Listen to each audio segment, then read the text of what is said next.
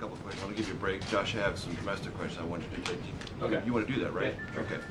Can you resolve for us the situation of the student loans?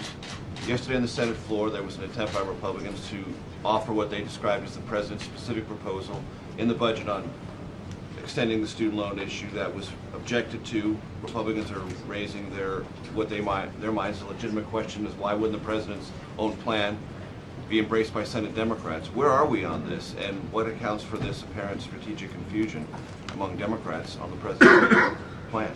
Well, I know that there are a range of discussions that are ongoing between the administration and people on both sides of the aisle, particularly in the Senate, to try to broker an agreement here that will prevent student loan rates from doubling at the end of this month. So there are a number of conversations that are ongoing. I don't know that I can, that I'm the best person to try to figure out the legislative machinations in terms of the steps that are being negotiated in the Senate. But we've laid out what we think is a pretty clear set of principles for how we can solve this problem and do it in a way that frankly should have appeal to both sides, to people on both sides of the aisle. Are you now at the point where not having the president's own plan put on the floor is better? No, I don't think so. I think we'd be happy to see our plan passed.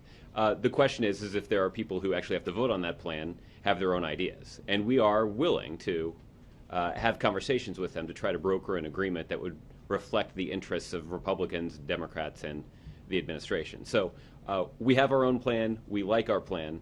But if there are other people that have their own ideas, we've laid out some principles that we would like to see. For instance, we want to make sure that students have an opportunity when they're repaying their loans to be able to work through an agreement that would limit their payments to 10% of their disposable income, for example.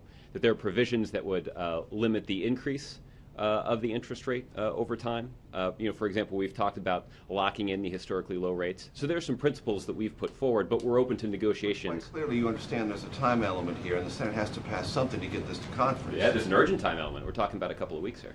Okay, so what's your instruction specifically to the Senate Democratic leadership that's theoretically working with you on this? Pass the president's plan or get about something that's an alternative? Well, we would like to see something move through the Senate that abides by some of the principles that we've laid out. Our plan does that, obviously, but there may be some other suggestions, and we're open to some other ideas. Ben, if you come back on